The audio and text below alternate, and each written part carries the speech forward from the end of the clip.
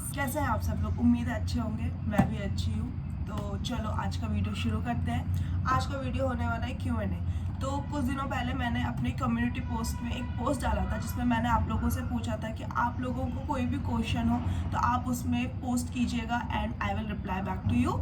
सो yes, आज मैं उन सारे, नॉट सारे बट कोशिश करूँगी कि मैं उनमें मोस्ट ऑफ द क्वेश्चंस का आंसर कर पाऊँ। So let's get started. Okay, so let's start with the easy question first. So first question is, have you watched Breaking Bad? So no, I haven't, but I know it is a show related to chemistry, but no, I haven't. The next question is, how do you get into PhD in BSSC department of IISc? So for that, IISc में ना सारे departments का website है और वहाँ पे सब departments ने अपना क्राइटेरिया मेंशन किया हुआ है, ऐसे एंट्री ले सकते हैं किसी भी डिपार्टमेंट में, what are the exams you have to qualified and everything. मैं नीचे डिस्क्रिप्शन बॉक्स में BSSC डिपार्टमेंट का लिंक डाल दूंगी, तो आप वहाँ पे से जाके देख सकते हैं। Weather wise Bangalore is awesome. मुझे यहाँ पे सबसे ज़्यादा पसंद आया यहाँ का weather, awesome. How many people from UP Delhi choose IISc? So nowadays बहुत लोग आ रहे हैं यूपी दिल्ली से। दिल्ली में तो जनरली ये होता है कि अगर कोई DU में पढ़ाई कर रहा है तो इन PhD के लिए IISc ही आता है, बट आजकल काफ़ी लोग, मतलब पहले तो ऐसा था कि यूपी दिल्ली की साइड से PhD के लिए कम लोग आते थे, बट आजकल मैं काफ़ी लोग देख रही हूँ जो यूपी दिल्ली से, इवन मेरी लैब में भी जो नया अभी एक ज्वाइन किए हैं, he is also from UP only. So yes, how many times are they able to fly their home? It depends on the professor and student itself. So यहाँ पे ऐसा कोई समर विंटर वेकेशन नहीं मिलता है। PhD scholars के लिए क्या होता है, आपको एक साल में 30 डेज का लीव मिलता है, वो आप कभी भी ले सकते हैं। आपको अभी 30 एक साथ लेना है वो आप ले सकते हैं, 15 डेज अभी जाके लेना है, 15 डेज बाद में लेना है वो आपके जाके ले सकते हैं। तो वो कम्प्लीटली डिपेंड करता है आपके और आपके प्रोफेसर के ऊपर। The next question is, how many students get PMRF here and it is easy to get PMRF here? So मैंने जितना सुना है IITs वगैरह में, मैं कहूँगी कंपैरेटिवली, मैं अपने डिपार्टमेंट के बेसिस पे कह रही हूँ, PMRF इधर थोड़ा इजी है, बिकॉज यहाँ पे ओनली आपको 8.5 क्राइटेरिया चाहिए, आपका CGPA 8.5 होना चाहिए, उसके बाद you are eligible for PMRF। मैंने सुना है और जगह पे प्रेजेंटेशंस वगैरह देने होते हैं, यहाँ पे ऐसा कुछ सीन नहीं है मेरे डिपार्टमेंट में। बेसिकली डिस्क्लेमर मैं दे रही हूँ, मेरे डिपार्टमेंट की बात कर रही हूँ, तो यहाँ पे ऐसा कुछ नहीं, आपका 8.5 CGPA है, यू आर एलिजिबल। और यहाँ पे नाउ डेज एक लैब में 2 से ज़्यादा PMRF स्टूडेंट्स हैं। So the next question is, what are the medical courses will start in IISc from this year? So इसके ऊपर मैं अभी कोई कमेंट नहीं कर सकती, क्योंकि इवन IISc ने अभी अपनी मेडिकल वेबसाइट कुछ अपडेट नहीं की है, ऊपर से भी कंस्ट्रक्शन का काम अभी चल ही रहा है, तो I don't know when they will start और क्या क्या कोर्सेज वो अभी प्रोवाइड करने वाले हैं। Next question is, how much integrated PhD, what is the stipend for the integrated PhD student? So integrated PhD को 16,000 पर मंथ मिलता है फॉर द 2 years, जब तो उनका MSc है, उसके बाद उनका रेगुलर PhD स्टाइफंड शुरू हो जाता है when they entered into the PhD. Okay, next question is research career worth it? Should a confused person select engineering or research? So in my opinion, go for engineering, because after engineering you have a chance to, अगर आपको research में interest develop होता है, you can opt for research also, or you can directly go for a job. Next question is, what are the job opportunities after PhD? So after PhD one can go in the research field, academics. So for the academics आपको post doc करना होगा, तो वो एक चीज़ है। Second है, आप industry में जा सकते हैं, तो आप इंडस्ट्री में जाने के लिए डायरेक्ट PhD के बाद प्लेसमेंट्स होते हैं, आप वो कर सकते हैं। These are the 2 main. उसके बाद और भी चीज़ें, लाइक आप अपना, अगर आपके पास कोई आइडिया, आप अपना स्टार्टअप शुरू कर सकते हैं, या फिर आप नॉर्मल टीचिंग की लाइन में जा सकते हैं। अदर बहुत सारे ऑनलाइन प्लेटफॉर्म्स हैं जो आपको पढ़ाते हैं, तो आप उधर ज्वाइन कर सकते हैं। तो there are lot of things. Next question is, do I get any scholarships? Yes, मुझे स्कॉलरशिप मिलती है। मेरी स्कॉलरशिप 35 था, क्योंकि अब मैं सीनियर रिसर्च फेलो हूँ, तो मेरी स्कॉलरशिप अभी 35,000 पर मंथ है। So next question is, why chemistry? So to be honest, I like chemistry more than physics and maths. That's why I choose chemistry. And even मेरे मास्टर्स में और even मेरे जब से केमिस्ट्री मैंने पढ़ना शुरू किया है, मेरा हमेशा से केमिस्ट्री में ही मार्क्स ज़्यादा थे, मुझे वही ज़्यादा समझ में आती है, मुझे वही ज़्यादा इंटरेस्टिंग लगती है, इसलिए फिर मैंने अपने फ्यूचर के लिए भी केमिस्ट्री को ही चूज़ किया. So next question is, what are the things I want to learn before integrated PhD in ISC? So in my opinion there is nothing, you have to clear your basics, that's it. और कुछ सीखने की ज़रूरत नहीं है, क्योंकि most of the चीज़ आप यहीं आके सीखोगे. क्योंकि जनरली क्या होता है, when you enter integrated MSc, आप फर्स्ट ईयर आपका कोर्स वर्क होता है, सेकंड ईयर से आपका रिसर्च वर्क शुरू हो जाता है, जो भी लैब में आप ज्वाइन करोगे. तो वहीं आपको काफ़ी चीज़ें सीखने को मिलती है. आपको एक्स्ट्रा कुछ सीखने की ज़रूरत नहीं है, बस आपको अपने बेसिक्स क्लियर होने चाहिए. वो आपकी बहुत हेल्प करेगा in the research career. Next question is, how do I get into IISc and what are my plans after PhD? So I have cleared my NET GATE both. IISc मैंने join किया through INSPIRE, and मेरे plans हैं फ़िलहाल के लिए तो I will definitely go for postdoc, and after that I will see if I want to go in academics और industry, because after postdoc is generally a work experience. So after that you can decide कि अगर आपको वहाँ से academics में जाना है या वहाँ से industry में जाना है. But postdoc अभी तक का plan ये है कि I will definitely go for my postdoc. The next question is, how many hours I study in a day? So study word is not right for us now, because since हमारा study वाला part हो चुका है ख़त्म. वो first year में जब हमें कोर्स वर्क करना होता था तब स्टडी होती थी, अभी कोई स्टडी वडी नहीं करनी होती है, सिर्फ रिसर्च करना होता है. तो वो कम से कम मैं लैब में अपना टाइम देती हूँ, 10 to 12 आवर्स मैं लैब में स्पेंड करती हूँ. Okay, now these are all the questions. Most of the questions मैंने इसी में ही कवर किया है, क्योंकि all are the repetitive questions only. हर कोई इसी टाइप का क्वेश्चन पूछ रहा था, तो मैंने सब इसी में ही एक ही उसमें कवर करने की कोशिश की है. Is doing PhD from IISc equivalent to putting too much financial burden on one's parents? So well it depends. आपको स्टाइफंड तो मिलता है, but it also depends upon your expenses. अगर आपके लिए पैसे इंपॉर्टेंट है तो please don't join research, because यहाँ पे सिर्फ 35,000 मिलता है. अभी PMRF आ गया है फॉर 70,000 पर मंथ. इफ़ अगर आपको वो मिल जाता है तो वेल एंड गुड, 70,000 आपको पर मंथ मिल रहा है. बट जनरली 35,000 मेरे खुद के पेरेंट्स हैं, मैं भी उनको पर मंथ घर भेजती हूँ, उनको भी पैसे अपना भी चलाना होता है. तो but it all depends means, but इतना मुझे लगता है इतना भी फाइनेंशियल बर्डन नहीं होता है. I mean 35,000 is enough. Means यहाँ पे आपको रहना खाना मिल रहा है, सारा रहना, मतलब मेरा खुद का टोटल यहाँ पे रहना और पूरा मेस का 6,000 में कवर हो जाता है. तो उसके बाद वो एक्स्ट्रा बचता है. उसके बाद कितना जी आप खर्चा कर लोगे, until unless you are too not into the things. तो अगर आप सिर्फ रिसर्च करने आए हो यहाँ पे, तो आपका मेन फोकस तो रिसर्च ही है, तो आप कितना जी एक्स्ट्रा खर्चा कर लोगे. तो किसी ने पूछा है कि मैं कहाँ पे वर्क करती हूँ, IPC डिपार्टमेंट या old biochemistry department. So guys, मैं दोनों में काम करती हूँ. एक्चुअली क्या है, ओल्ड बायोकेमिस्ट्री में हमारा बायोलॉजी लैब है, एंड IPC में मेरा सिंथेसिस लैब है.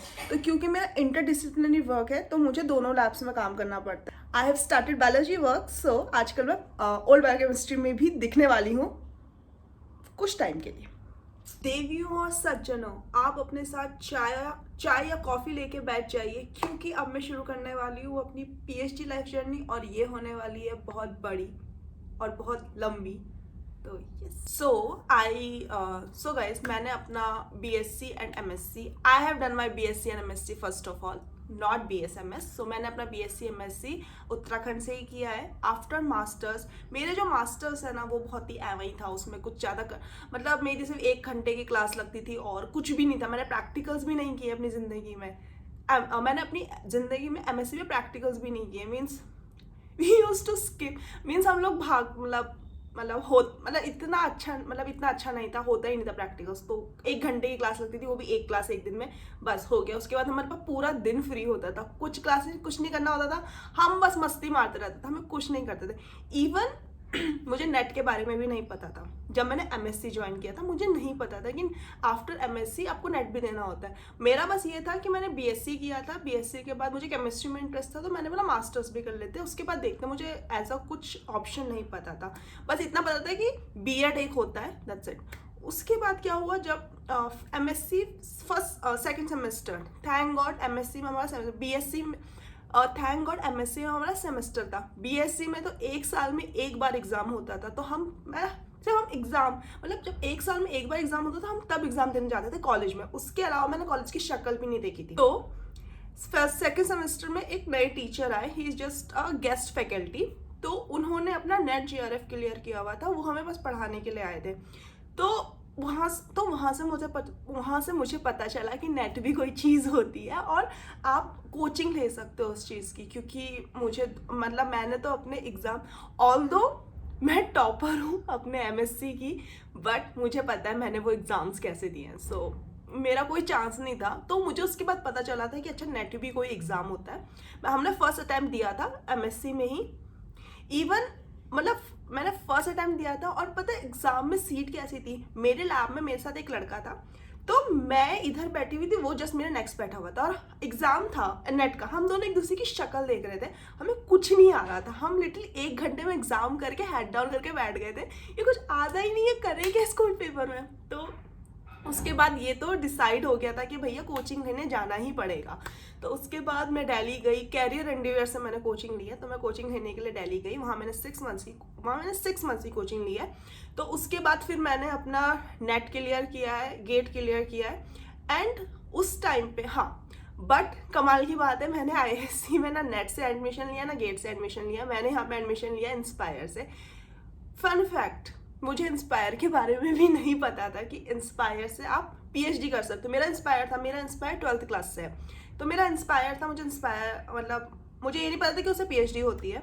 तो हुआ यह कि एक दिन फेसबुक में मेरी एक फ्रेंड ने अपना स्टेटस अपडेट किया that she has joined IISc through GATE, उसने ये अपडेट किया। तो मैं उसको कॉन्ग्रेचुलेशन बोला, तो उसने बोला कि हाँ ये कुछ टाइम के लिए है, फिर मैं अपना इंस्पायर से अपग्रेड करा दूंगी, मीन्स इसको गेट को चेंज करके इंस्पायर कर दूंगी। मैंने उसको बोला हाँ इंस्पायर वो मतलब कैसे? तो उसने बोला कि इंस्पायर से ही पीएचडी होती है। मेरे को तब पता चला कि उससे भी होती है। तो लाइक ओ माय गॉड।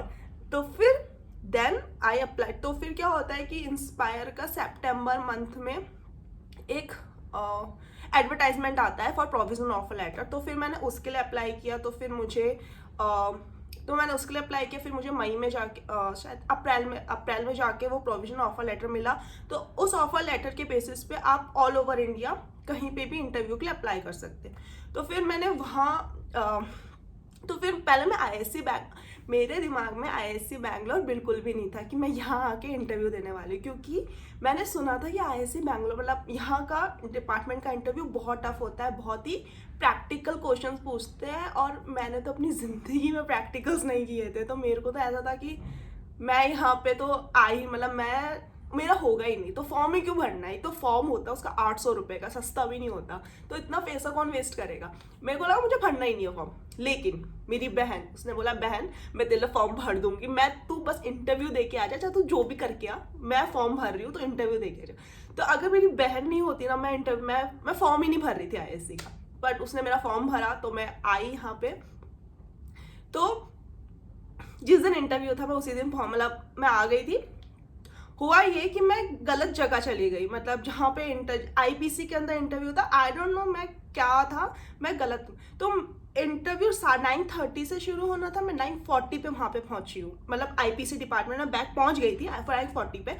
तो क्या होता है, आपको ऑफिस में एक फॉर्म दिया जाता है नाम वाम भरने के लिए। तो मैं ऑफिस में गई, उन्होंने मुझे फॉर्म दिया। मैं उस टाइम में फॉर्म में नाम भर ही रही थी। दे वर लाइक आप एकता है कम फॉर द इंटरव्यू। तो मैं भागते भागते पहुंची, मैं मेंटली प्रिपेयर भी नहीं थी और उन्होंने सीधा इंटरव्यू के लिए बुला दिया। तो मैं वहाँ गई, बैठी। तो उनका पहला क्वेश्चन ये था कि आप कहाँ से हैं? मैंने बोला आई एम फ्रॉम उत्तराखंड। तो उन्होंने बोला आप कैसे आई है ट्रैवल करके? मैंने बोला ट्रेन से।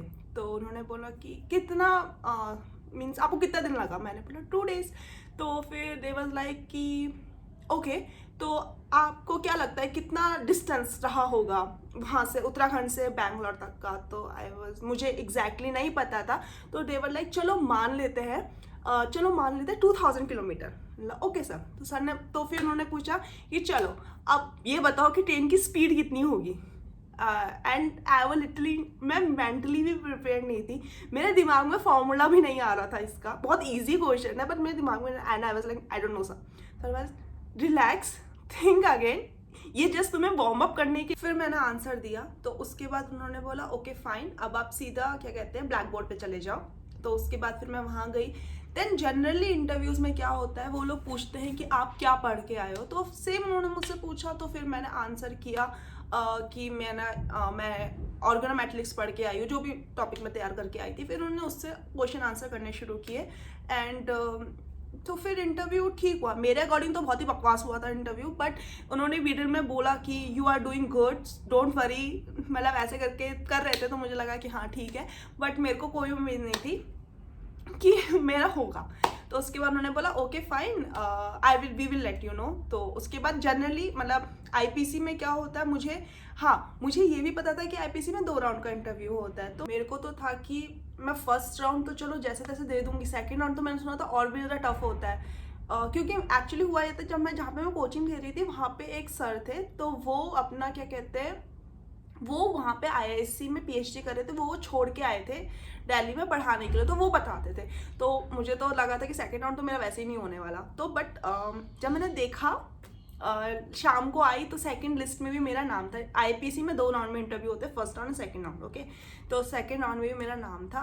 तो उसके बाद ठीक है, मेरे को लगा चलो सेकंड राउंड में तो मुझसे बहुत क्वेश्चंस पूछने वाले हैं, मैं पता नहीं क्या आंसर करूँगी। तो वहाँ पे क्या हुआ कि फिर उन्होंने हम सबको जितने जितने सिलेक्ट हुए थे सबको बुलाया, बिठाया, और सबको एक ना क्या कहते हैं मैगजीन टाइप का दिया हुआ था, इसमें सारे प्रोफेसर्स थे और उन प्रोफेसर्स का नाम था। और कमाल की बात ये कि जब मैं इतनी महान इंसान हूँ, जब मैंने यहाँ पे अप्लाई किया था, मैंने लिस्ट भी नहीं देखी थी कौन कौन प्रोफेसर, मुझे पता भी नहीं था इधर कौन प्रोफेसर्स हैं। तो मैं ऐसे पलटाई थी, मेरे सामने एक लड़की बैठी हुई थी, she was like this professor is good, मुझे इसके अंडर जाना है।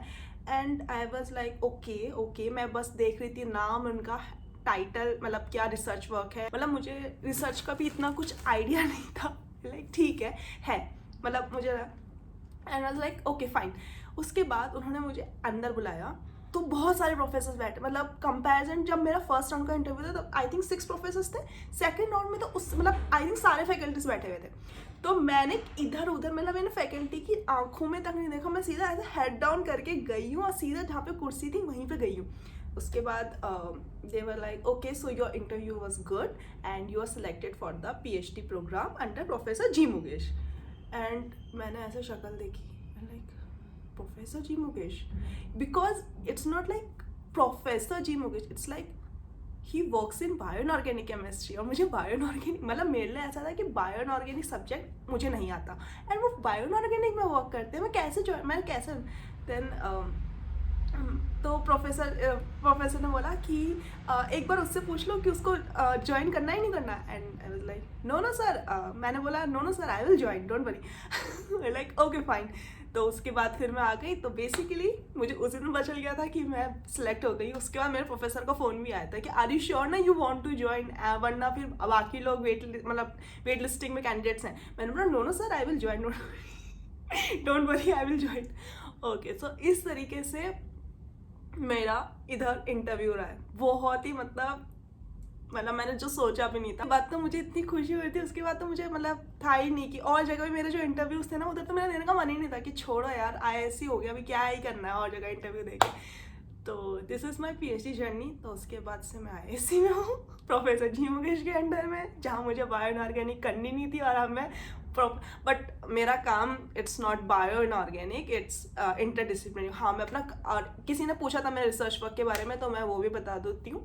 मेरा इंटरडिसिप्लिनरी रिसर्च वर्क है। सो मेरा केमिस्ट्री प्लस बायोलॉजी है। मैं कंपाउंड सिंथेसाइज करती हूँ, small molecules I synthesize and I check their application in the biology. So yes, so it's not bio inorganic like जो हम पढ़ते थे टेक्स्ट बुक्स में। सो ये रही मेरी PhD journey. Okay, so someone asked me about the UG life at IISc. तो यहाँ की UG life is good. Pressure बहुत है, रिस्पॉन्सिबिलिटीज़ बहुत है, बट बच्चे फिर भी टाइम निकाल लेते हैं एक्टिविटीज़ करने के लिए। सो 100 स्टूडेंट्स का बैच होता है। ऑल्सो लाइफ एक्सप्लोर करने को भी मिलता है, क्योंकि मेजॉरिटी पढ़ाई यहाँ पे जो है रिसर्च ओरिएंटेड है। समर में 3 मंथ का रिसर्च करने को भी मिलता है हर साल, और लास्ट ईयर भी रिसर्च होता है। फेस्ट होता है प्रोवेगा करके, यूजीज अरेंज करते हैं। So UG life is good here. I hope guys आपको ये Q&A पसंद आया होगा, तो please like share subscribe to my YouTube channel. Bye bye.